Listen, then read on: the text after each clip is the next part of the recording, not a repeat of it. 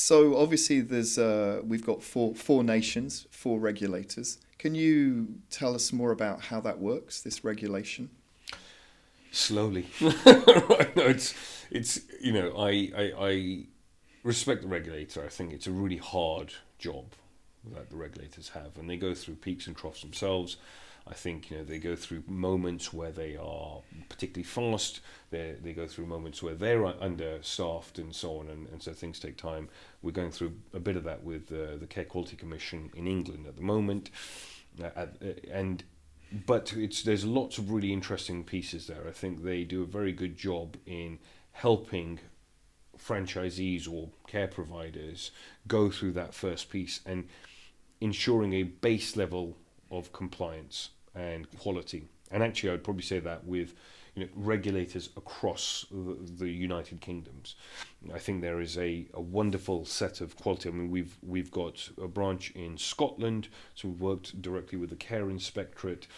I've had some personal relationships with people in the Welsh Inspectorate as well over the years. But fundamentally, and I've got a really lovely YouTube series on about how to start a home care business and going through the Care Quality Commission or the regulations. So fundamentally, initially, what you would need to do is find a registered manager. And invariably, the system is kind of the same throughout the United Kingdoms. So find a registered manager, you get police checks done on both yourself and the registered manager. Then there is a form submission, and then there is a lag time between submitting the form and being interviewed by the regulator. And once that is done, the regulator will then sign you off as, yes, you're great to go, or not, and I'd like to see X. Past that form submission, which is a very sort of robust form, certainly with the CQC, it's a very kind of big document.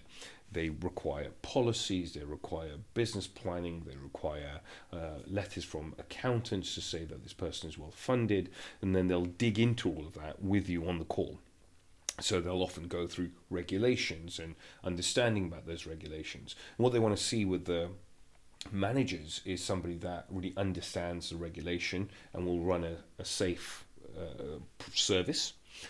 And what they want to see from the business owner or the provider is that this person is going to support the manager in making those decisions both financially and otherwise as leadership. And so they really want to understand that you get it, you understand the business side, you understand how the money works, and you understand a bit of leadership. One of the things certainly with the CQC is being well led.